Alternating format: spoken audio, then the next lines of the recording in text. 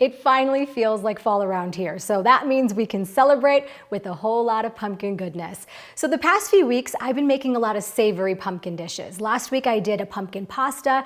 Before that, a beautiful creamy pumpkin soup. My sweet tooth is finally kicking in and saying, give me something sweet, cinnamony, pumpkiny, all those great flavors of fall in one gorgeous dessert. So today we're making a skillet pumpkin souffle. I use the word souffle, that term, pretty lightly here because honestly, this is going to be like a great big skillet pumpkin pudding. We're going to dump and go, and that's the name of the game. This can be something that you serve for a crowd. It can be something that you just give the kids on a weeknight as a treat. A lot of great pumpkin flavors and not that many ingredients going in here. So I am cracking in, let's see, how many eggs do I have here? 5 eggs. I'm going to do 5 eggs into the skillet.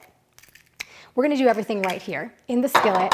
And when we bake this, it's just going to be beautiful. And it's going to be bubbly, warm, full of that fall goodness. And we're going to top it with some fresh whipped cream for the ultimate pumpkin treat. Okay, so I have my eggs here. I'm just going to break up those yolks. And just start moving them around in the pan too much. I don't want to scrape the skillet. So just really lightly mixing that around.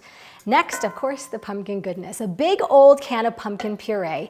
You know what, I haven't reached the point yet where my kids are old enough that I can roast a pumpkin and do all that. Too many sports practices, too many dance practices. So for me, right now, semi-homemade is really the best way to go. And they make it so easy for you when they already have such great pumpkin, pure pumpkin puree, I should say, in the can right there. Some awesome pumpkin spice and some vanilla extract. And then this is a pudding mix that I'm adding in here.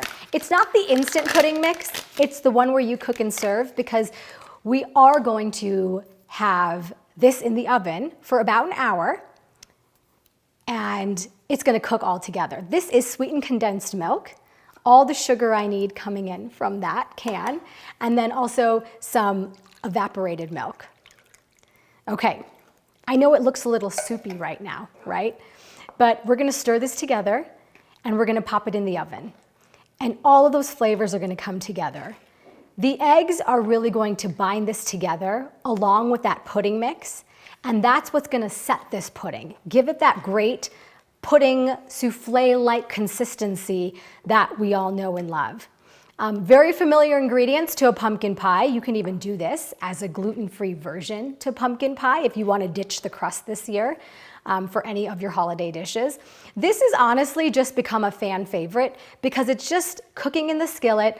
We are going to top it with beautiful fresh whipped cream, like you see right here. We're going to just dust it with some cinnamon for the very end, and then take a big old scoop out and enjoy it with some apple cider, and that is the ultimate fall treat. For this recipe, go to coloradoeggproducers.com or visit us on social media at Colorado Egg Producers.